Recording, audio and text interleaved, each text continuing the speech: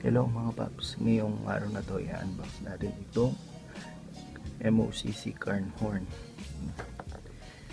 410Hz siya plus 510Hz. Yung isang horn is 410Hz at yung isa is 510Hz.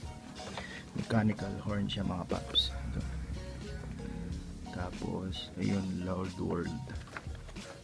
Sa carn horn siya, pero pwede rin siyang pang motor. Ayan, 12 volts, 1 set. Yan yung itsura niya sa bawat gilid. Mechanical horn.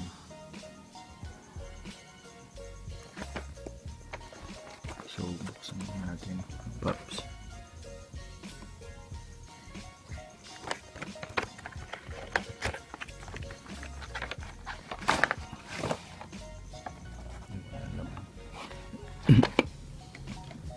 Ito nga paps, yung MOCC horn.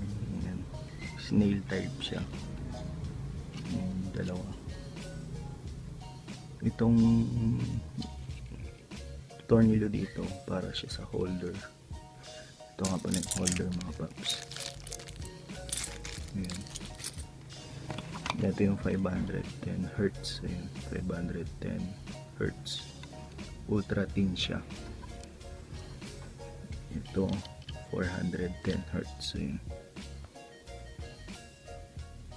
410Hz. Tapos ilalagay natin yung holder niya. May kasama siyang tornilyo ay yung bolts. Lalagay nyo lang dito mga paps. Kayo na bahala mag-position kung paano siya ilalagay. Then screw nyo lang.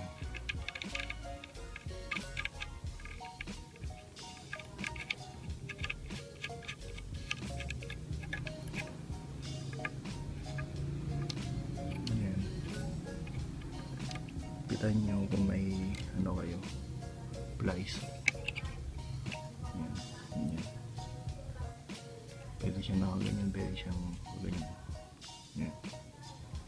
Nasa sa inyo paps kung paano siya ilalagay.